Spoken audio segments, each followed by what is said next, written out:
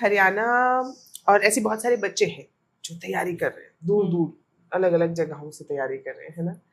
So what would be your message to them कि क्या आप कहते हो कि भाई ये करो यूपीएससी में, ये मत करना, क्योंकि आपने अभी अभी एग्जाम दिया है तो है ना, वो सारी चीजें खुद झेली हैं। नहीं नहीं मैम मैं ये कहना चाहूंगी कि जो भी बच्चे तैयारी कर रहे हैं, सबसे पहले तो कामनेस बहुत जरूरी है इस एग्जाम के लिए। जितना आप प्रेशर लेके जाओगे उतना खराब पेपर होता है। तो जिस अटेम्प्ट में मैंने बिल्कुल प्रेशर नहीं लिया कि होगा तो भी ठीक है, नहीं होगा तो भी ठीक है, उसी में हुआ है मेरा हर बार।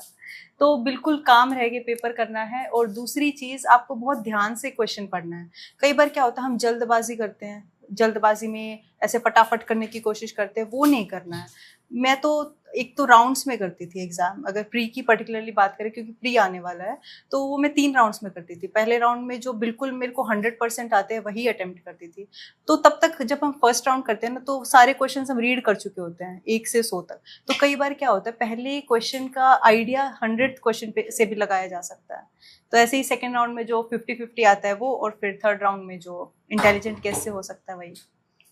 तो मैं यही कहना चाहूंगी कि ये जो एग्जाम है ये आपका पेशेंस टेस्ट करता है, कितने हार्ड वर्किंग डिसिप्लिन्ड आप हो। तो अगर आप हार्ड वर्किंग हो, आप परसिवरेंस रखते हो, तो हो जाएगा। तो बीच बीच में कई कई बार ऐसा भी तो होता होगा ना कि हिम्मत सी टूट जाती है कि यार 2 अटेम्प्ट हो गए, 3 अटेम्प्ट हो गए, कैसे करें। मैम कई बार कह रहे हो, ऐसा लगता है हर रोज ऐसा होता है। मेरे ख्याल से कई बच्चे तो रोज ऐसा फील करते हैं कि अब क्या करें, किस साइकिल में फंस गए, विशियस साइकिल में। लेकिन जो ऐसा फील करने के बाद भी कंटिन्यू करेगा, सक्सीड वही होगा ना। अगर कोई गिव अप कर देगा तो कैसे सक्सीड होगा। तो हमें वही कंटिन्यू रखना है अपना। और क्या क्या करते थे, कौन सी ऐसी हॉबीज थी या कौन सी ऐसी चीजें थी जो आपको लगा आपको यूपीएससी में हेल्प करी। यूपीएससी में एक तो मुझे लगता है गाइडेंस बहुत ज़रूरी है, क्योंकि मेरे हस्बैंड खुद इस प्रोफेशन में, उन्होंने मुझे बहुत अच्छे से गाइड किया। और पहले मैं नहीं सुनती थी, लेकिन जब से सुनना शुरू किया तब से मेरा अच्छा हुआ है। तो मैं यही कहना चाहूँगी, अगर कोई अच्छा आपको सिलेक्टेड बंदा या फिर अपने टीचर्स, पेरेंट्स को अच्छे से गाइड कर रहे हैं तो उनकी गाइडेंस लेनी चाहिए। कुछ करें। तो दिल्ली में बहुत समय आप रहे, क्या क्या चैलेंजेस आए और क्या कैसे ओवरकम किया। बहुत सारे बच्चे दिल्ली में भी राजेंद्र नगर में रहते हैं। दिल्ली में मैं जब पहली बार आई, राजेंद्र नगर में आई थी ओआरएन में, तो मैं सड़क से जब निकल रही थी, बच्चे आपस में करंट अफेयर्स की बातें करते हैं। ये तुमने मॉक टेस्ट लिया या नहीं लिया, कोई और बातें करते ही नहीं बच्चे। इतना प्रेशर उन्हें फील होता है। आई थिंक एनवायरनमेंट यहाँ का ऐसा बना दिया गया है कि हर बच्चा यही बातें कर रहा है, यूपीएससी के ऊपर नहीं उठ पा रहा है। तो मुझे ऐसा लगता है कि बच्चों को ना और सब चीजें भी करनी चाहिए, रादर देन पढ़ाई, और हॉबीज भी परस्यू करनी चाहिए, घूमना फिरना चाहिए, मेडिटेशन करनी चाहिए, तब ज्यादा अच्छे से एग्जाम हो सकता है। इसीलिए तो गुरुकुल नोएडा में हम लोग लेकर आए इसी कॉन्सेप्ट के लिए कि ज़ॉम्बी ना बने बच्चा। इतना प्रेशर हो जाता है कि वो पढ़ ही नहीं पाता। सोसाइटी अलग से प्रेशर क्रिएट कर देती है कि आप नहीं कर सकते हो यूपीएससी, आपके बस की बात नहीं है। ये आपका कंसेप्ट जो है गुरुकुल का, ये बहुत अच्छा है कि बाहर वाले आपको ये नहीं बताएंगे कि आप नहीं कर सकते हो। यस, और कंफ्यूज नहीं होंगे। मतलब मैंने देखा, मैं तो देखती हूँ वहाँ पे ना बच्चे आते हैं, पता है एक किताब नहीं उठाएंगे, वो सड़क पे जाएंगे शाम को चाय पीने, 4 किताबें लेते हुए आएंगे। हाँ बिल्कुल। वो बाहर डिस्प्ले भी ऐसे करते हैं कि हाँ ये वाली टॉपर्स की किताबें सब रख देते हैं। अरे भाई ठीक है ना, आप देखो 10 किताबें रखी हो, कोई सी नहीं पढ़ोगे। एक किताब रखी होगी ना, आप उठा के पढ़ने लगोगे। तो पहले वो किताब तो कर लो। वही कहते हैं ना, एक को 10 बार पढ़ना ज्यादा बेनिफिशियल है रादर देन 10 को एक बार पढ़ना। और वैसे भी एक बार पढ़ने से याद नहीं होता कभी भी, कोई भी चीज है। अगर आप एक से ज्यादा बार करोगे तो याद रहेगी, तभी याद रहेगी। हाँ। बिल्कुल बात सही है, यही होता ही है। और बताओ बाकी हाउस लाइफ। अभी तक तो ऐसा लग रहा था कि किस साइकिल में फंस गए हैं, विशेष साइकिल में, पर अब मजा आ रहा है। तो मजा आ रहा है। हाँ, एक बार सिलेक्ट होने के बाद ऐसा लगता है कि काफी प्रेशर जो होता है कि बार बार सेम चीज करने वाला, वो कम हो गया है। ऐसा नहीं कि हम ये सोच रहे कि अब पढ़ाई नहीं करनी है, हमें सीखना है, लेकिन कुछ नया सीखना, कुछ नया होगा लाइफ में। वही ना, स्टेगनेंट नहीं होना चाहता कोई भी। तो प्लान भी सोचा था? प्लान भी अभी तक तो ऐसा कुछ था नहीं दिमाग में कि क्या करना है, लेकिन ऐसा सोचा था कि अगर ये नहीं हुआ तो मैं बिजनेस वाली साइड जाऊंगी, लाइक फूड की side, food sector, food processing industries वाला, ये दिमाग में था मेरे। और parents how supportive they were? Very supportive. Exam मैं देती थी, लेकिन एग्जाम को प्रिंट करके मेरे टेबल पे रखने वाला काम मेरे पापा करते थे।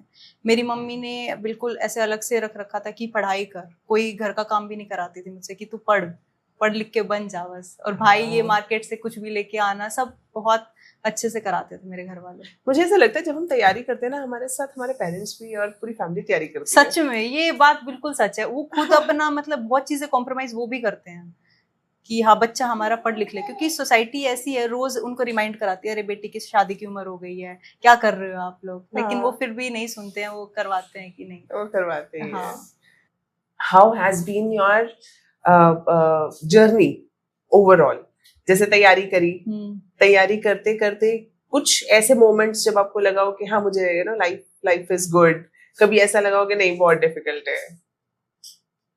देखो मैम, इस तैयारी में क्या हुआ था कि कई बार तो ऐसा लगता था कि मैं सही ट्रैक पे जा रही हूँ, जो कर रही हूँ अच्छा कर रही हूँ। कई बार ऐसा लगता था कि मैं एंटायरली सब कुछ गलत तो नहीं कर रही हूँ, या फिर मैंने गलत चॉइस तो नहीं ले लिया लाइफ में कि अपना यूथफुल एज में पूरा इस एग्जाम के चक्कर में गंवा रही हूँ।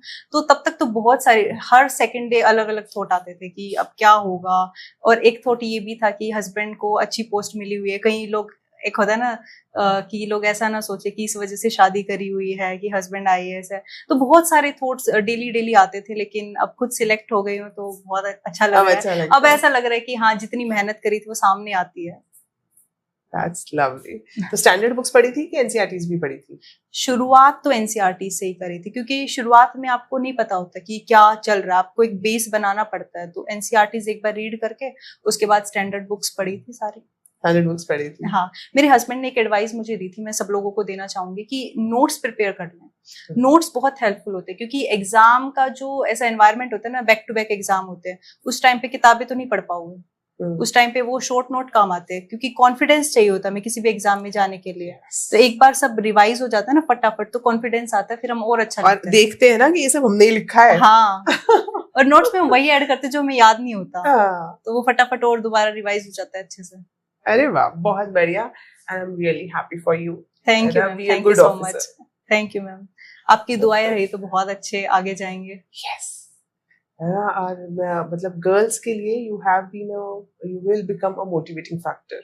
आसपास की सब लड़कियों ने तैयारी स्टार्ट कर दी होंगी। बिल्कुल मैम, मेरे को इसी चीज की ना सबसे ज्यादा खुशी है कि मेरे आसपास की सारी लड़की इतनी मोटिवेटेड है, मेरे से खुद गाइडेंस लेने आती है वो कि हमें बाहर निकलना है, हमें भी पढ़ना है आपके जैसे। और इनफैक्ट उससे ज्यादा खुशी है कि उनके पेरेंट्स भी ज्यादा मोटिवेटेड है अपनी बच्चियों को पढ़ाने के लिए, कि हाँ हम भी पढ़ाएंगे अपनी बच्चियों को, ऐसे ही पढ़ाएंगे। This is my major achievement, I will से।